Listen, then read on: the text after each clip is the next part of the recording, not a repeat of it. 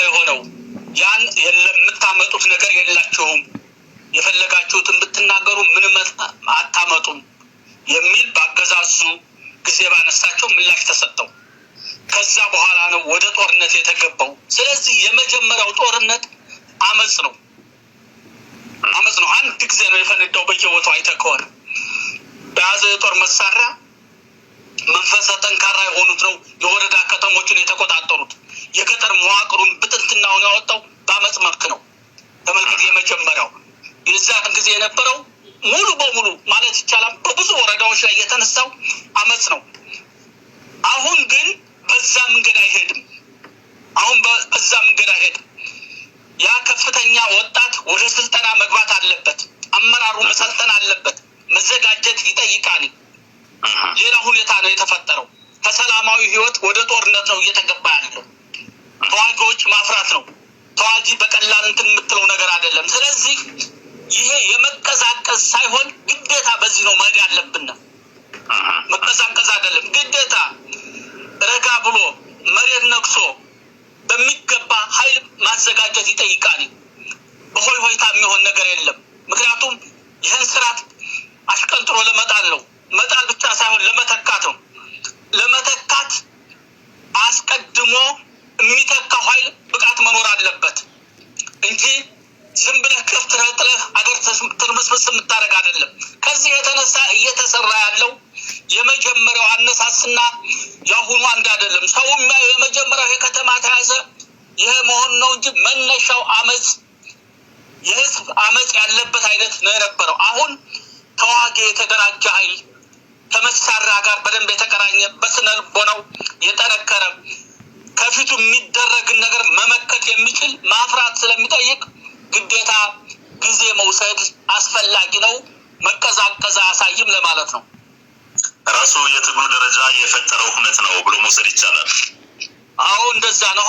አሁን እኮ ትግሉ ታዲያ ምንድነው? ቢያንስ እስከ የታጠቀ ኃይል ነው የሀገሪቱን መሳሪያ ሟጦ የታጠቀ ኃይል ነው። እሱን ነው መጣል የተፈለገው። ስለዚህ እሱን ለመጣል ደግሞ ቢያንስ ለዛ የተመጠነ ዝግጅት ይጠይቃል። ዝግጅት ደግሞ ከጊዜ ጋር ነው። ዝግጅት ከብዙ ሁኔታዎች ጋር የምትሄድበት ነው። ይሄ የፈጠረው ነው።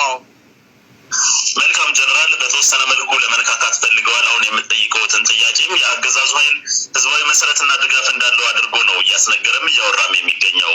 የህዝባዊ ድጋፍና ወገንተኝነቱ ለፋኖ ነው እውነት ለአገዛዙ ኃይል ነው?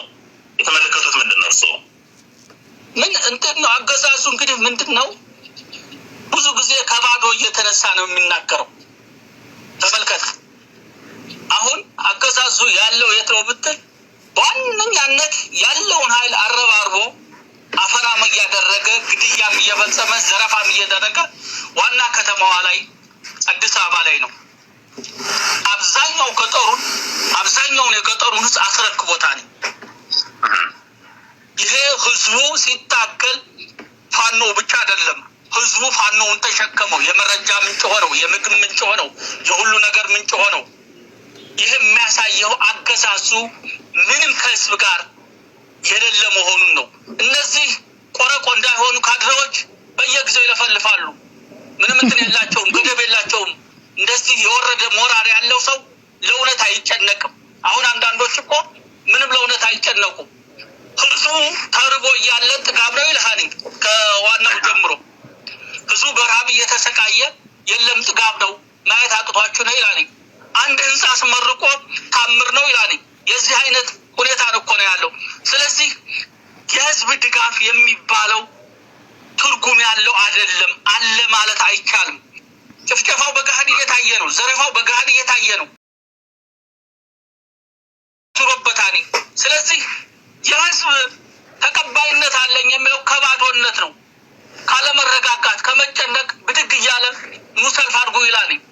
እንደዚህ አይነት ድጋፍ አለን በሚል ሊያስተጋባ ይፈልጋል እንጂ እውነተኝነት የለውም። መልካም። ቀደም ሲል ያነሱት ሀሳብ አለ። አሁንም ካነሱት ሀሳብ ላይ ተመርኩዤ አንድ ሀሳብ መጣልኝ። ቀደም ሲል በተናገሩት ነገር ላይ የናይስቴቱ ልጅ የበጀ እምብሬው ሀገር ሲናጋለሁ የሚለው ነው ሲሉም ነበር ስሜቱን ያንጸባረቁትና እጅግ በጣም ሆነን የሚቀሰቅስ ነገር ነው። በአካባቢው እንደዛ እየተባለ በጀግንነት ያደገበትም አካባቢ ማህበረሰብ ነውና አሁን ደግሞ ስታነሳም ህዝቡ በረሃብ እየተሰቃየ መንግስት ግን እንደጠገበ ነው የሚያወራውም ሲሉም አንድን ጥያቄ መጣልኝና በዋግ ኽምራ በላስታ አዋሳኞች አካባቢም በላስታም ከፍተኛ የሆነ ረሃብ ተከስቶ የሕክምና መሳሪያዎችን መንግስት ፋኖ ይታከምባቸዋል በሚል ብቻ ጤና ተቋማትን ዘግቶ ወደ ዋና ከተማዎች በማሸሹ ምክንያት ባንክም በመዘጋቱና በአካባቢው ባለመኖሩ ምክንያት የአካባቢ ሰው በከፍተኛ ሁኔታ ለረሃብ ተጋልጦ በጤናም ታወቆ እስከ ሞት ድረስ የተደረሰበት ሁኔታ አለ። በተለይ በአይና ቡግና እና በአካባቢው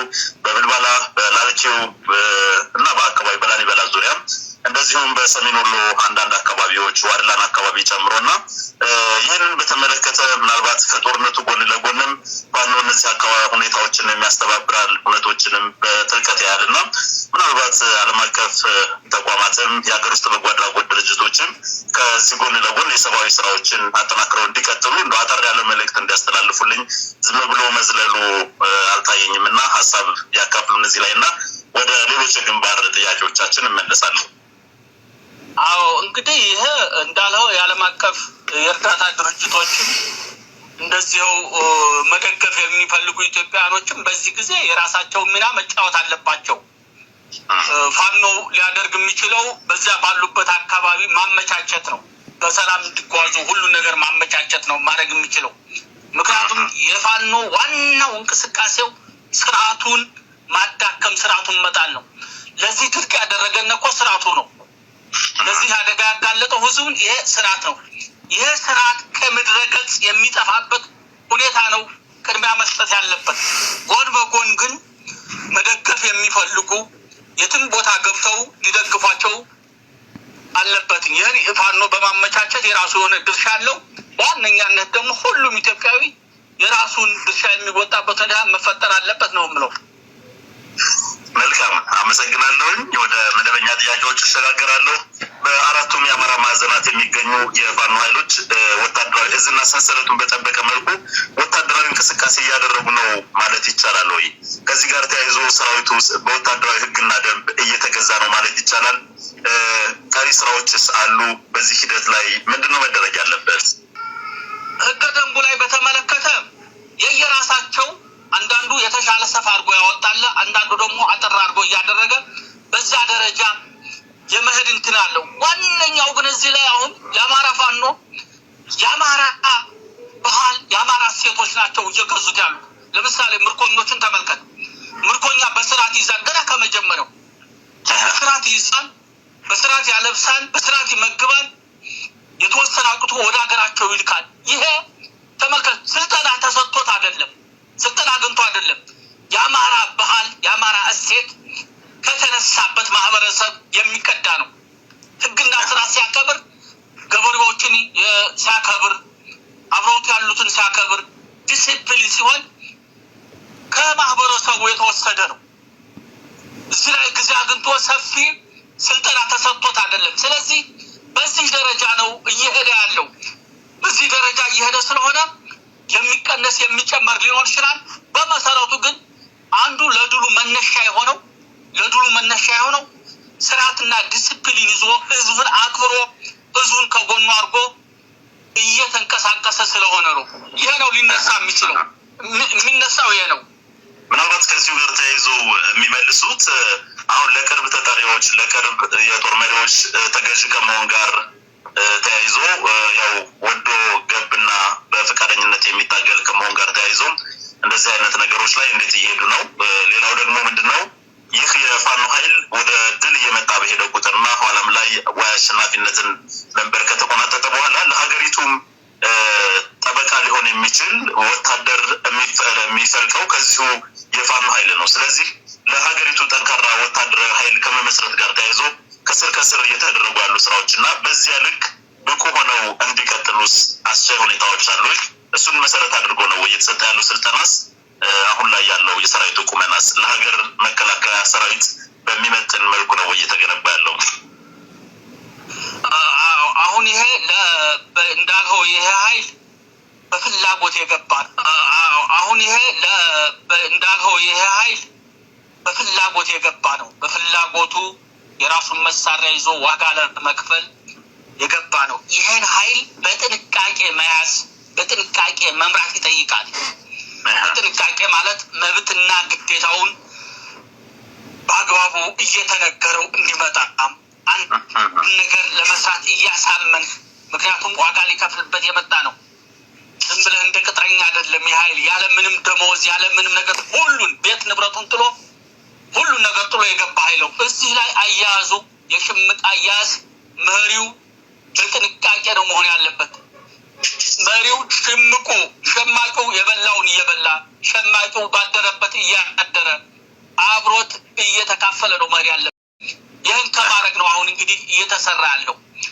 ከዚህ የተነሳ ልክ በዚህ ደረጃ መሪው ሲሄድ ተዋጊው ደግሞ መሪውን ያከብረዋል። ማክበር ግባ ወዳለበት ይገባል፣ ፈጽመ ወዳለበት ይፈጽማል። እና ይሄ ነው መሪውን አክብሮ እንደሚሄድ አድርግ ያለውን እንደሚያደርግ እርግጠኛ ሆነን ነው የምንሄደው። ምክንያቱም እንደዚያ ካላደረገ የጋራ የሆነ ዓላማችን ግብ አይመታም። የጋራ የሆነ ዓላማችን ግብ ለመምታት በመካከላችን የስራ ክፍፍል አለ። በስራ ክፍፍል ሂደት አምኖበት ነው የሚሄደው። ከዚያ ደረጃ ከዚህ አንጻር ነው እየሄድንበት ያለ ነው። መልካም፣ ወደ ቀጣዩ ጥያቄ ልሸጋገር። የ4 ኪሎን መንበር በቀላሉ መቆናጠጥ አይቻልም፣ በጠመንጃ መግባት የማይታሰብ ነው ሲል ነው የብልጽግናው አለቃ እንግዲህ አብይ አህመድ ሲናገር የሚደመጠው። በተጨማሪም ሺህ ዓመት ቢዋጉም አያሸንፉንም እስከ ማለት ይህ እነዚህንስ ለማለት ይህንን ንግግር ለመናገር ምን መነሻ ምክንያት እንዳለው ባይታወቅም በተደጋጋሚ እነዚህ ንግግሮች ሲደጋግማቸው ይደመጣል አብይ አህመድ። ስለዚህ ሺህ ዓመት ቢዋጉ አያሸንፉንም፣ 4 ኪሎ በጠመንጃ መግባት አይቻልም በሚል ተደጋጋሚ የመድረክ ላይ ንግግሮችን ይናገራል እና የእርስዎ ሀሳብ ምንድን ነው? እዚህ ላይ ካለፉት 1 ዓመት ከ6 ወር በተደረገው የህልውና ትንቅንቅና የተገኘውን ውጤት መነሻ አድርጎ ምን ማለት ይቻላል? ለዚህ የጠቅላይ ሚኒስትሩ ንግግር ጠቅላይ ሚኒስትሩ ተደጋጋሚ እንዳለው እንደዛ ይናገራል። ይህ እንግዲህ መነሻው ከባዶነት ነው። ተመልከት፣ ከባዶነት የሚነሳ መሆኑን ሰውየው ስሜተኛ፣ ችኩል፣ ግልብ መሆኑን የሚያሳየው ከሺህ ዓመት ጋር እንዴት አነጻጸረው? ሺህ ዓመት እሱ ሊኖር ይችላል እንዴ? ሺህ ዓመት ምን ያህል ትውልዶች እንደሚፈራረቁበት አያሳይም? ተመልከት፣ ስንት ትውልዶች ይፈራረቃሉ። ስለዚህ ከባዶነት የሚነሳ ነው። ከባዶነት ምን አነጋገረው? እሺ ሺህ ዓመት አያሸንፉን ካለ ስለመሸነፍ መናገር ሲያስፈልጋው ወይ? ስለዚህ ከዛ የሚነሳ ነው። ምንም እንትን የሚለው ነገር የለም። እንትን ነው የሆነ ያለውን ነገር ትንሽ እንትን ለማለት ጫና ለመፍጠር ምናምን በሚል ይሰራልኛል ብሎ ነበር። ግን እንዳልሆነ እያሳየ ነው። እንደ ገሾ የቀለለ መሆኑን፣ እንደ ገሾ የቀለሉ መሆናቸውን የሰበሰበው ጀነራል እንደ ገሾ የቀለለ መሆኑ፣ ሙሰኛ መሆኑ፣ የጦሩን ባጀት እንዴት እንደሚጠቀምበት፣ ጦሩን እንዴት እንደሚያንገላታው፣ የተሰበሰበው ኃይል በብልጽግና ዙሪያ የተሰበሰበው የእጅ አመድ ያለበት የሌባ ስብስብ መሆኑን በተደጋጋሚ ይታወቃል። በኢህአዴግ ጊዜ አንዳንዱ እየተባረረ ተመልሶ የገባ ነው። እየተገመገመ በሙስና ራሱ የኢህአዴግ ስርዓት ሙሰኛ ቢሆንም እነዚህኞቹ በዚያ ደረጃ ሲንከባለል የነበረ ነው። ስለዚህ ይህ ኃይል በመጮህ ጊዜ የገዛ ይመስለዋል፣ በመቅጠፍ ጊዜ የገዛ ይመስለዋል። ቅድም እኮ አነሳ ነው አገሪቱ ላይ ብዙ ችግር እያለ ምንም ችግር የለም እኛ ጥሩ ኑሮ እየኖረው ይላል። አሁን ከዚህ አይነት ሰው ምን ትጠብቃለህ? ከእንደዚህ አይነት ግልብ፣ ስሜተኛ፣ ችኩል ምን ያስጠብቀ? ምንም የምትጠብቀው ነገር የለም። ተነስቶ ሁሉ ነገር ሰላም ነው ይላል። አገሪቱ አንጻራዊ ሰላም ይላል በየቦታው። ከአዲስ አበባ ውጭ የሚቆጣጠረው ሀገር እንደሌለ ውስጡ እያወቀ አሁን ሰላም ነው ብሎ ትንሽ ቆይቶ ደግሞ እየወጉነ ነው በሚል ሊያስተባብል ይሞክራል። ስለዚህ የነዚህ ንግግር ከባዶነት የሚነሳ ስለሆነ ብዙ የሚያስደንቅ አይደለም። ይሄ በዚህ ደረጃ ሊታይ የሚችል ነው። ምናልባት እንደው ከዚሁ ጋር ተይዞ እርስዎም የሚመሩት የፋኖ ኃይል እና አጠቃላይ በአማራ እየተደረገ የሚገኝ የህልውና ትንቅንቅ አማራ የተጋረጠበትን የህልውና አደጋ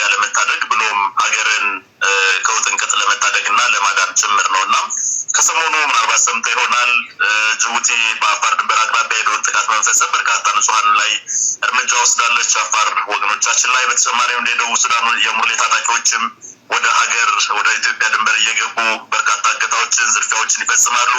የደቡብ ሱዳንም የሚታወቅ ነው። በርካታ ድንበሮችን አቋርጣ ወደ ኢትዮጵያ ገብታም ትገኛለች። እነዚህ አይነት ብሔራዊ ድንበር ተጥሶ ሉዓላዊነት ተደፍሮ በሚገኝበት ሁኔታ የአገዛዙ ኃይል ግን በአንድ የአማራን ሕዝብ ለመጨፍጨፍ ነው ወደ አንድ አካባቢዎች ዘልቆ ውጊያ እያደረገ የሚገኘው እና ከዚህ አንጻር እንዴት ነው የአገዛዙ ኃይል ለሀገር ነው የቆምኩት ለሕዝብ ጥቅምና ሰላም ነው የቆምኩት አንጻራዊ ሰላም አለ ማለት የሚቻለው የሀገርን ዳር ድንበር እያስደፈሩ ይሁንና ግን አንድን ለሀገር ትልቅ አስተዋጽኦ የሚያደርግ የአማራን ሕዝብ እየጨፈጨፈ የሚገኘው? ምናልባት ይህን ጥያቄ ያነሳሁት ለሀገርም ጭምር ስለሆነ የምትታገሉት ሀገሪቱ በዚህ መልኩ ሉዓላዊነቷ ተደፍሮ ይገኛል እና ምናልባት የሚያስተላልፉት መልእክት ካለ ለእነዚህም ጥቃት ለተፈጸመባቸው ህዝቦች የሚሉት ነገር ካለ ይህንን ሀሳብ እንዲያካፍሉን እድል ስጥዎት።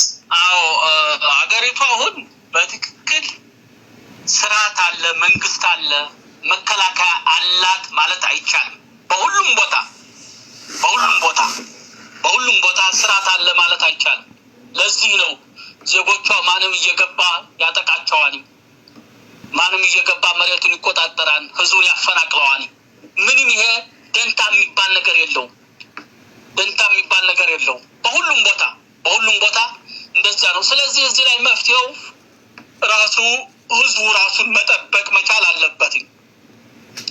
ድንበር ላይ ያሉ ህዝቦችም ራሳቸው ተደራጅተው ራሳቸውን ካልጠበቁ መንግስት ያድነኛል የሚል ነገር ምንም መጠበቅ የለበትም። መልእክቱ እኮ በተለያየ ጊዜ ጥቃት የደረሰባቸው ወገኖቻችን ተናግረዋል። አሁን ለማንም ማመልከት አንችልም፣ ስርዓት አለ፣ መንግስት አለ ማለት አይቻልም የሚል ነው። ስለዚህ ይህን መጠበቅ ከዚህ ምንም ነገር መጠበቅ አያስፈልግም።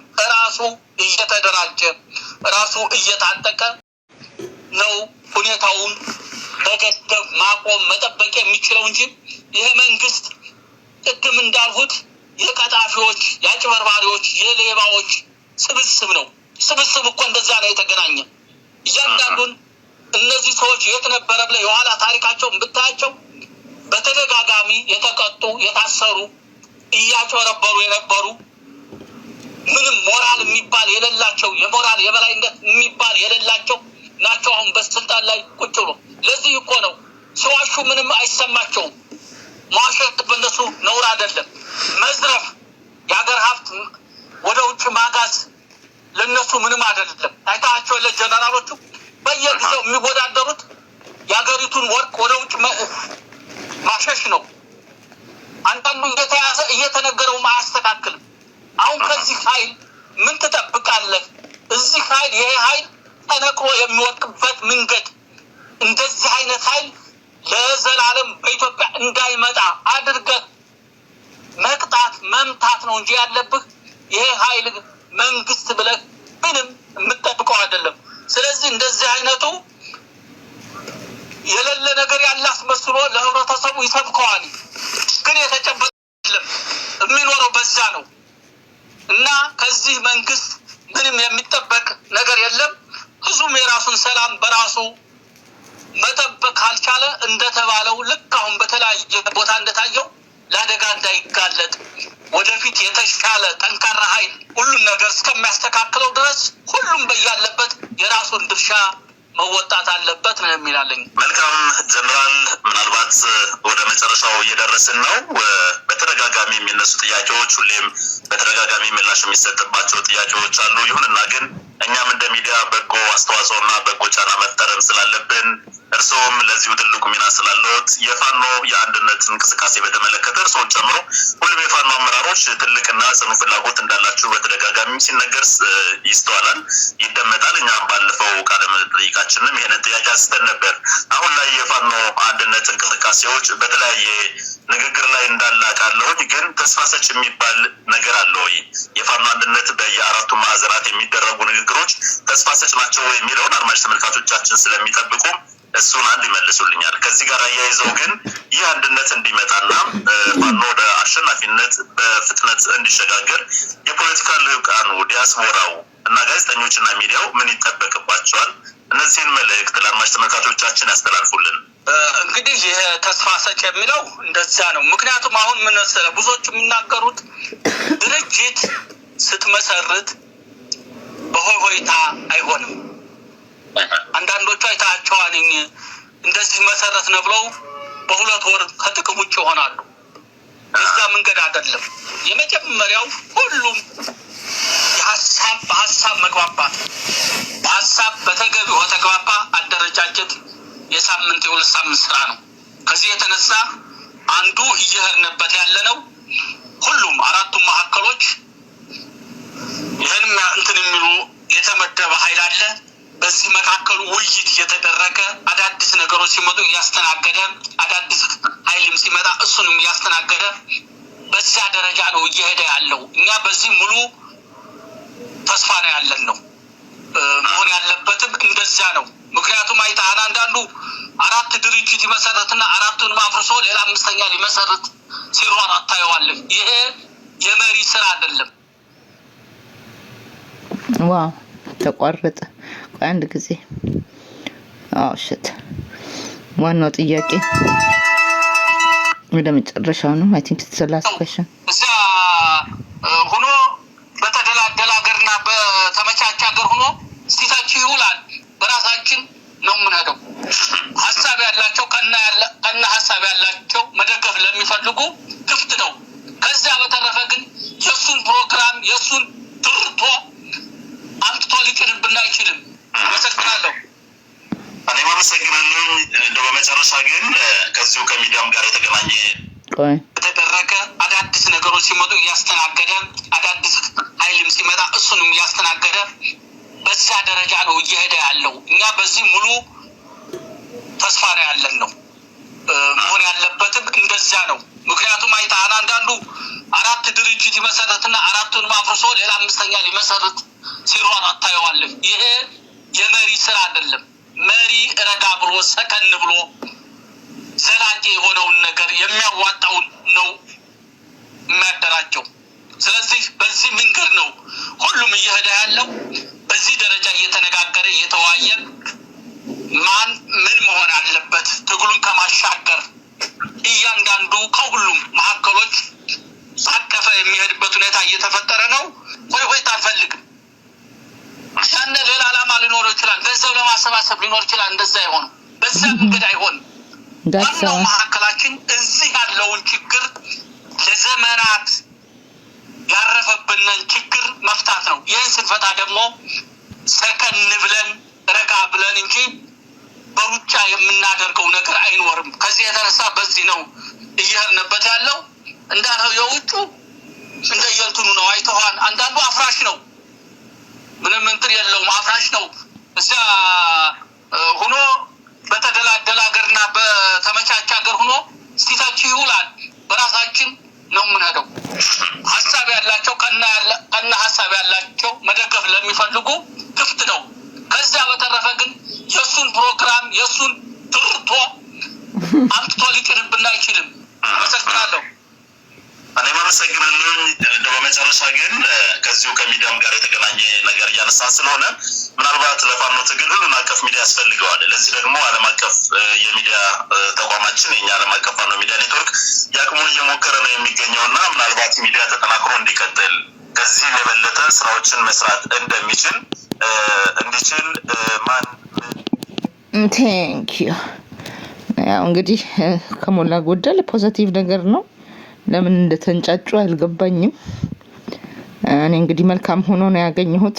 ጀነራሉ እንደ ሁሉ ጊዜው እንግዲህ ጠቃሚ ገንቢ የሆኑ ነገሮችን የተናገሩት፣ ምክር ነው ያቀረቡት እና መልካም ነው። እንግዲህ ያው እንደ እኔ ጋር ፓሪስ ነኝ ያለሁት እና ኦልሞስት 3 in the morning ሆኗል። ለምርቃት አንድ ነገር ላሰማችሁና እንለያያለን ማለት ነው። ሀሳብ መስጠት ከፈለጋችሁ I can give you ጥቂት ሰዓት ግን መልካም ነው። አንድነቱን በተመለከተ እንግዲህ አንድ ሾልኮ የወጣ ንግግር አለ። እምነኝ ደህና ነሽ ወይ? ጠፍተሻል። ሰላም ነሽ? ዌልካም ባክ ማይ ዲር። እስቲ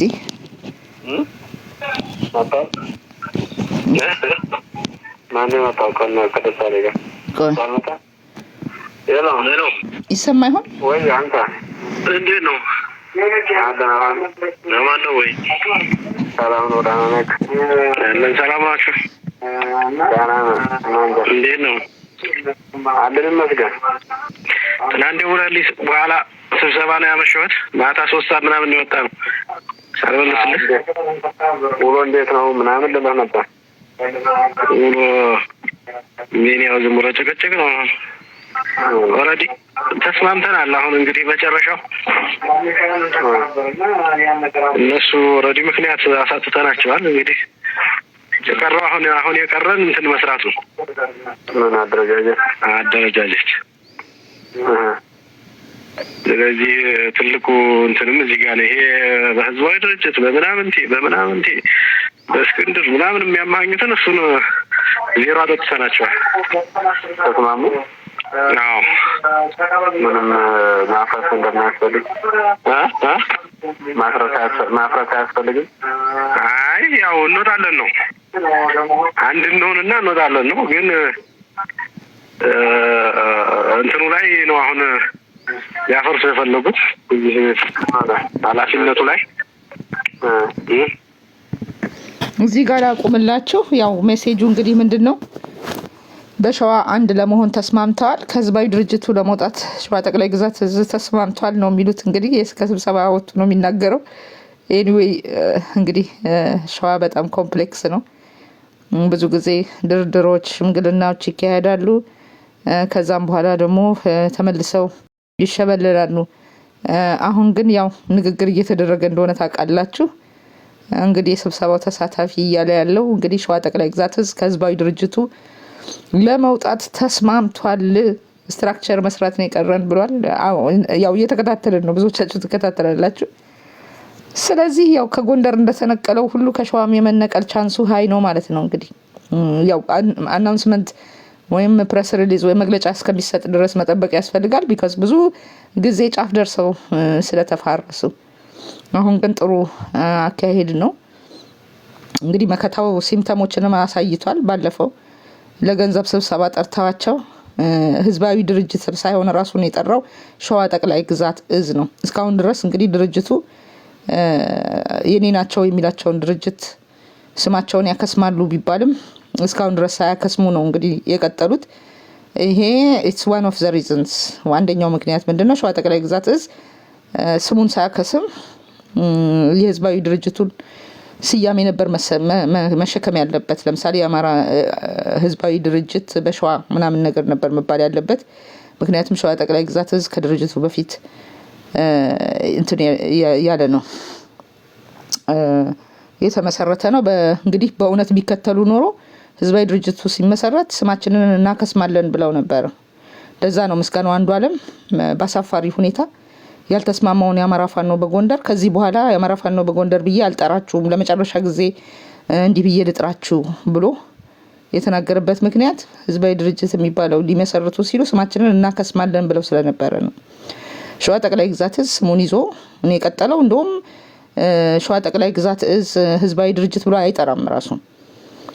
በገንዘብ ስብሰባውም ላይ እኔ መከታው ማሞ ነኝ የሸዋ ጠቅላይ ግዛት እዝ ሰብሳቢ ነኝ ብሎ ነው ያቆመው እንጂ እንደ ፈንታው ሙሀቤ የወሎ እዝ ሰብሳቢ፣ የህዝባዊ ድርጅቱ ተቀዳሚ ምክትል ምንትስ የሚለውን ነገር ኮሎኔል ፈንታው ሙሀቤ ሲያደርግ መከታው ግን እኔ ሸዋ ጠቅላይ ግዛት ሰብሳቢ ነኝ ብሎ ነው ያቆመው። የዘመቻ መምሪያ ህዝባዊ ድርጅት ምናምን እንግዲህ ያስቡት። መከታው የህዝባዊ ድርጅቱ ዘመቻ መምሪያ ኃላፊ ነው። በጎንደር ላይ የሚካሄዱትን ውጊያዎችን ምኖችን እነ ሻለቃ ሀብቴ በነበሩ ጊዜ ላይ ጎንደር እስከነሱ ጋር በነበረ ጊዜ ዘመቻውን የሚመራው እንግዲህ የዘመቻ መምሪያ ኃላፊው ነው። ግን አስቂኝ ነው ያ ነገር ሀፕን አላደረገም። እንዴት ሱሪያል እንደሆነ ይሄ ነገር እንዴት አላደለም ቶክን እንደሆነ ቶክን የሆነ ድርጅት ነው። ሞቶን የተወለደው የምንለው በምክንያት ነው። ህዝባዊ ድርጅት መሆን አልቻለም። ማለትም ህዝባዊ ድርጅት ዴፊኒሽኑ ፋኖቹ ሴንትራል ኮማንድ ብለው ነው የጠሩት። ሴንትራል ኮማንድ ማለት ደግሞ ሁሉንም ፋኖችን የሚያያይዝ ማለት ነው። ስለዚህ ይሄንን ሁሉንም ድርጅቶችን ማያያዝ ያልቻለ ሴንትራል ኮማንድነት የሌለውን ነገር አለ ማለት ያስቸግራል። ምክንያቱም የታለመለትን ዓላማ መፈጸም የማይችል በድን የሆነ ዝም ብሎ እያውደለደለ በግድ ጎጃም ላይ ሳይኖር ተላጥፎ ጎጃምን ካልከፈልኩ ብሎ ሲጋጋጥ የነበርና ቂጡን ተመቶ አናቱን ተብሎ ወደ መከነ ሰላም የፈረጠጠበት ሲቹዌሽን ነው ያለው። ዜርፎር ጥሩ ዴቨሎፕመንትስ ናቸው። ምክንያቱም ሴንትራል ኮማንድ ያስፈልገዋል ፋኖ። ሌላው ጀነራሉ የተናገሩት በጣም ቁልፍ ነገር ምንድነው? it takes what it takes ብዙ ሰዎች ከእውቀት ነፃ ስለሆኑ እንዴ ፋኖ እንዴት አንድ አልሆነም ብለው ይላሉ። ግን አንድነት ሚኒንጉ አንድነትን ለመገንባት ካለበት ከኤ ወደ ቢ ለመሄድ የሚያስፈልጉ ሁኔታዎችን ለማሟላት ምን እንደሚያስፈልግ አናውቅም። ለምሳሌ ፋኖ የአማራ ፋኖ የሚባል አንድ ድርጅት ኖሮ ተበታትነው አይደለም አሁን እያወራን ያለ ነው። በጣም ደስ በሚል ሁኔታ የመጀመሪያው የፋኖ ንቅናቄ አመጽ ነው። አያችሁ፣ ግን አመጽ ሆኖ አይቀጥልም። አንግሪ የሆነው ከቤቱ ክላሹን ያለውን በሬውንም ሸጦ ጤፉንም ሸጦ ክላሽ የገዛው አሁን ኦርጋናይዝድ በሆነ መልኩ እያደገ ነው። አሁን አንድ ህፃን ልጅ ለምን አልሮጠም ብሎ ማለት አይቻልም። ቢኮዝ ለመሮጥ ጊዜ ያስፈልጋል። ህፃኑ ዳዴ ብሎ ራሱን ጡንቻዎቹን አውጥቶ ሊጋመንቶቹ ወደ አጥንትነት ተቀይረው ይዘን ጊዜ መሮጥ ይችላል። ግን የተወለደን የ6 ወር ህፃን ለምንድን ነው ማራቶን የማይሮጠው ልትላት ትችላል። ስለዚህ እኛ ሊገባን የሚገባው አንድነት ግንባታው ልክ እንደ ልጅ እንደሚያድገው ጊዜውን ጠብቆ እንጂ ዝም ብሎ ሊፈጠር አይችልም። ሌላው በጣም አስቂኙ ነገር በአንድ ወር ውስጥ 4 ኪሎ እንገባለን ብሎ ሲያሳተን የነበረውን ኃይል ነው። ላይክ የፈረስ ግልቢያ እንኳን ከአንድ ቀን በላይ ይፈጃል። በሩጫ ይሁን በፎርሙላ መኪና ይሁን ብቻ በአንድ ወር ውስጥ 4 ኪሎ እንገባለን የሚለው ነገር ይሰቀጥጠኛል። ሳስበው ይሰቀጥጠኛል። ስለዚህ ይሄንን ነገር ድሪም ያደረገው አካል ነው ፋኖ ለምን አንድ ሆኖ አላየሁትም እያለ የሚጠይቀው። it takes what it takes የ6 ወር ህፃን ማራቶን እንደማይሮጠው ሁሉ ድንገት ብዙ ጥቂት የምዕራብ አውሮፓ ሀገሮች አንድ ላይ ተጨምቀው የሚያክል ኤሪያ ላይ የሀገሪቱን ፋየር ፓወር ከታጠቀ ኃይል ጋር የሚታገል ፋኖ በባዶ እጁ ወጥቶ ማርኮ የሚታጠቅ ፋኖ ለምን 4 ኪሎ ባንዴ ሮጦ አልገባም የሚለው ነገር ይዘገንናል። ፋኖ ለምን አንድ አልሆነም? ከቤቱ ዝም ብሎ ብቻውን ይወጣ ከዛ ጥቂት 3 4 5 6 እያለ የሚሰባሰብ ፋኖ ኦል ኦፍ ሳድን ከላይ እንደ ገና ዳቦ ከላይ በድሮን ከስር በሜካናይዝድ የሚመታን ፋኖ ስልክ መነጋገር የማይችል የተነፈሰው ሁሉ የሚሰማበት ፋኖ ለምን በአንዴ አንድ አልሆነም ብሎ መጠየቅ አግባብነት የለውም፣ አላዋቂነት ነው። ያንን ነው ዛሬ ያስተማሩን ታላቁ ጀነራል ተፈራ ማሞ። ያንን ነው የነገሩን። it takes what it takes ዝም ብላችሁ አትጩሁ፣ ለምን አንድ አልሆነም ለምን ምናምን ስልክ እንኳን መነጋገር የማይችሉ ናቸው ፋኖች። ቢኮዝ ኤቭሪ የተነፈሱት ነገር በኢትዮጵያ ቴሌኮም በሚባለው በቁጭ ብሎ ቲም አዋቅሮ ፋኖችን እየተከታተለና እየቀዳ ያለ ፋን ስብስብ ባለበት እንደ ልብህ እንኳን ማትመክርበት በዛ ውስጥ ዝም ብለህ ባዶ እጅህን እርቦህ ካልሲን ሳትቀይር የምትታገለው ፋኖ እንዴት በአንዴ እንደደላው ማለት ነው። ለምንድን ነው ቢሮ ስብሰባ ያልጠራው አይነት ነገር ነው። ይሄ ነው በጣም ትልቁ መልእክት። it takes what it takes ፋኖ በትክክለኛው መንገድ በበሰለ መልኩ ግሮ እያደረገ ነው። ተናዶ ከወጣ ከአመጽ ከጀመረ ፋኖ ወደ ትክክለኛ የወታደራዊ ቁመና እግዚአብሔር ረድቶን ብዙ ጀነራሎች አሉን። በጎንደር አሁን ጀነራል ተዘራ መሰሉኝ በጣም ትልቅ ሰው ናቸው። በጣም በርካታ ትላልቅ የአማራ ልጆች በውትድርናው ከፍተኛ ደረጃ የደረሱ እግዚአብሔር ረድቶን ፋኖን ወደ ሚሊታሪ ሳይንስ በተደገፈ መልኩ እያጠናከሩልን ነው። ይህ ትልቅ እድለኝነት ነው። ስለዚህ እኛ አማሮች ምን ማድረግ አለብን? ስራውን ለሰሪው መተው አለብን። መሬት ላይ ያሉት ሁሉ ነገራቸውን ኢንክሉዲንግ ዜር ላይፍ ለመክፈል ይወጡት ምናልባት አሸርግደው ምናምን ባላቸው የሚሸጡት ትልቅ እውቀትና ኤክስፒሪየንስ ስላላቸው በቀላሉ ራሳቸው መሸጥ የሚፈልጉ ጀነራል ተፈራ ማሞ ጥይት ተሸክመው ኖ ለነጻነት ይሞታለሁ ብለው እንደወጡ መርሳት የለብንም። እነሱ ትረስት ማድረግ አለብን። they know what to do። እነዚህ ተባራሪዎቹ እንደራስ ቅቤ በጃንጥላ ወርደው ፋኖን እኔ ካልተቀለልኩት ካልመራሁት የሚሉት አላዋቂዎች ናቸው። አሁን እስክንድርን ተመልከቱ። ምን አይነት ኤክስፒሪየንስ አለው በትጥቅ ትግል? ዜሮ። ጀነራል ተፈራ ማሞን ሊመራ ይችላል እስክንድር ነጋ? አይችልም። ስለዚህ የአማራ ትግል መቀለጃ ሊሆን አይችልም። ዝም ብሎ ተነስቶ ምናምን ቤቱን ጥሎ ሄደ። ማን ቤቱን ተሸክሞ ሄዳል እንዴ? ቤቱን ተሸክሞ እኮ ያለ የለም። እንደውም ፋኖች ቤተሰቦቻቸው እዛው ስለሆኑ ብዙ እናቶች ታስረዋል። ባይዘው ብዙ አያቶች ታስረዋል። የወለዱ የ3 ወር ህፃን ይዘው የፋኖ ሚስት ነች ተብለው የታገቱ ማአት ናቸው ያሉት የሚሰቃዩ አያት፣ የፋኖ አያት ነች ተብለው የታሰሩ አዛውንቶች አሉ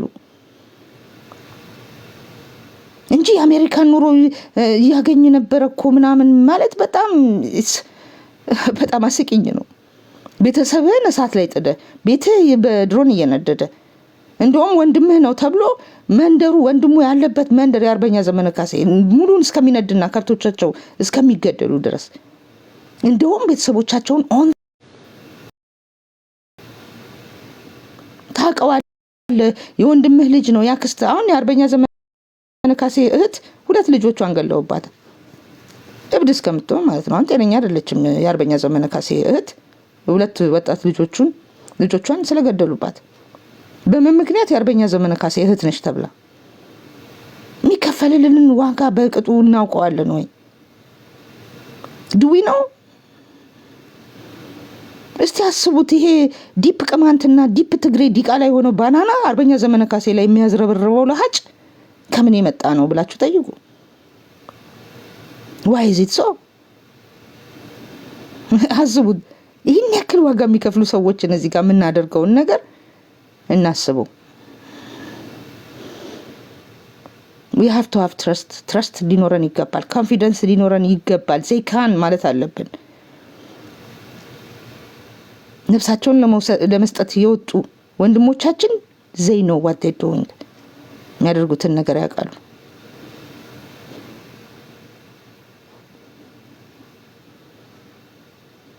ስለዚህ መልካም ነው። ነገር ግን የአብይ አህመድ ስብስብ ምንድነው እሱ ፕሮፓጋንዳ ይነዛል። ፋኖ እኮ መተኮስ አቁሟል። ፋኖ እኮ ተበታትኗል። እስቲ አስቡት። የጎጃም ፋኖ ተበተነ ብለው ሲያወሩ እዚህ ጋር ሃሌሉያ ያለ ሰው እንኳን ደስ አላችሁ ብሎ ይሄንን ያበሰረ ጣሳውና ጣሳው የተባለ ጣሳ አለ እዚህ ጋር። የአማራ ጠላቶች ናቸው እነዚህ። አሁን ይሄ ዘጎንደር የተባለው እሱ እንኳን በሆዱ የተያዘ ነው። በሆዱ የተያዘ እናቱ 11 ቁጥር በመጥረቢያ ይፈለጠችለት ትልቅ 11 ቁጥር ዱቅ አድርጎ እኔን ትግሬ ይልኛል። ደግሞ እኮ ድፍረታቸው እኮ ነው የሚገርመኝ። በጣም አስቂኝ ነው። አሁን በሙሉ ተመልከቱ። የአማራ ፋኖ በጎጃም ላይ ከባድ የሆነ ጦር የሚሰብቁት እነዚህ ኢንተረስት ስላላቸው ነው። አንዳንዶቹ የሆድ ኢንተረስት ነው ያላቸው። አንዳንዶቹ የወደፊት ሀገሬን እስቲ መሬት ይኑራት ምበላው እንዳላጣ ድንጋይ ነው ያለኝ እኔ ቁልቋል ነው ያለው። መቼም ናኖ ቴክኖሎጂ ተማርና ድንጋይን ወደ አምባሻ የመለወጥ እውቀት ብትገበዩ ይሻላችኋል። ወልቃይትን እንወስዳለን ብላችሁ ከማሰብ ማለት ነው። እነዚህ ናቸው በጣም በከፍተኛ ሁኔታ ጎጃምና ጎንደር አንድ ላይ እንዳይቆሙ ወልቃይትን ፍለጋም የመጣው።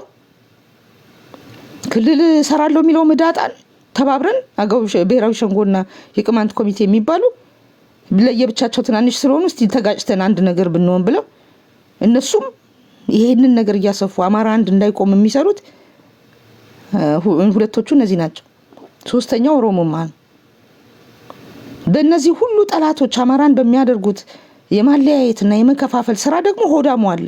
መሬት የተሰጠው ብድር የተመቻቸለት ኮንዶሚኒየም የወሰደ አብይ አህመድ በጅማው ስብሰባ ላይ የኛ ሰዎች የሚላቸው አማሮች የሆኑ ነገር ግን በሆዳቸው በልማት ያሰርናቸው ብሎ የሚጠራቸው ራሱ ነው የተናገረው። በልማት አስረናቸዋል ከጎንደር አካባቢ ብሎ።